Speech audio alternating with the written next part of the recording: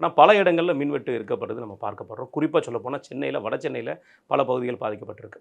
இதுக்கு நம்ம இந்த ஆட்சி வந்ததுக்கப்புறம் தான் அந்த பிரச்சனை இருக்குங்கிற மாதிரி ஒரு பிம்பத்தை உருவாக்கிட்டு வர்றது ஒரு பக்கம் இருந்தாலும், நேற்று ஃபியூஸ் கேரியர் திருட்டு, அங்கங்கே மின்சாரம் துண்டிப்பு அப்படிங்கிற ஒரு விஷயத்தை நம்மளே வந்து செய்தித்தாள் மூலமாகவோ சரி செய்தி நிறுவனங்கள் மூலமாக நியூஸாக பார்க்குறோம். இன்றைக்கு அமைச்சர்களும் அதுக்கு விளக்கம் கொடுத்துருக்காங்க. அந்த ஃபியூஸ் திருடர்களையும் கண்டுபிடிச்சிருக்காங்க. எப்படி பார்க்குறீங்க? மின்வெட்டு வந்து நீங்கள் பார்த்தீங்கன்னா, எலெக்ஷனுக்கு முன்னாடியே கடுமையாக இருந்துச்சு. ஆமாம். ஆனால் இந்த மெயின் ஸ்ட்ரீம் மீடியாக்கள் இப்போ பொதுவாக இப்போ நான்லாம் பத்திரிகை துறை சேனல்லாம் இருந்த அடிப்படையில் சொல்கிறேன். ஒரு செய்தி கொண்டு வந்து கொடுத்தா அந்த ரன் டவுன் பார்க்குறவர் அவர் தான் அதுக்கு எடிட்டராக இருப்பார். இல்லாட்டி மெயின் எடிட்டர் ஒருத்தர் இருப்பார். இது வேணான்றாங்க. ரொம்ப கஷ்டப்பட்டு நல்ல நியூஸாக இருக்கும். வேணான்றாங்க. அவ்வளோதான் முடிஞ்சது.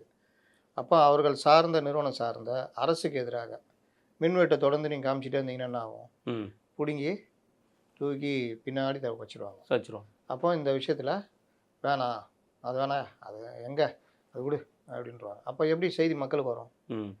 ஆனால் இப்போ என்னென்னா போட்டி போட்டுக்கிட்டு எல்லா சேனல்களும் அப்புறம் அந்த சமூக வலைதளங்களில் இதெல்லாம் எடுத்து போட்டு ஒரு தமிழ்நாடு முழுவதும் மின்சாரம் இது. அது குறிப்பாக சென்னையில் வந்துச்சுன்னா சிக்கல். ஆமாம். சென்னையில் பல இடங்களில் போய் சண்டை போடுறாங்க.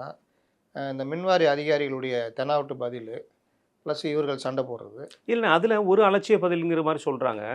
ஆப்ரேட்டர் இறங்கி நீ போய் போஸ்ட் ஏறுன்னு சொன்னால் அவன் என்ன பண்ணுவாங்க? ஒன்றும் பண்ண முடியாது. இது எப்படி எடுத்துக்கிட முடியும்? ஜனங்களுக்கு ஈபியில் வேலை செஞ்சாலே அவனுக்கு எல்லா வேலையும் தெரியும் நினைப்பு. அது ரொம்ப அது ஒரு ஆஃபீஸில் வேலை செய்கிறவனை கூப்பிட்டு கார் ஓட்டுனா அவன் கார் ஓட்ட தெரிஞ்சால் தான் ஓட்டுவான்.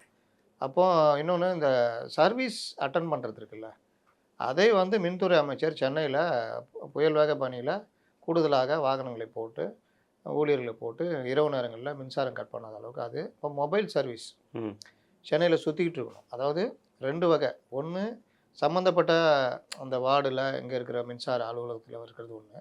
சென்ட்ரலைஸ்டு யூனிட்டுன்னு ஒரு 10-15 யூனிட் இருந்துச்சுன்னா டக்குன்னு போய் அட்டன் பண்ணலாம். பெரும்பாலும் வட சென்னை மத்திய சென்னை சைடில் தான் கட் ஆகுது. அப்போ அதை உடனே அட்டன் பண்ணுறது. நீங்கள் போய் அட்டன் பண்ணாலும் அவன் ஏற்றுக்குவாங்க.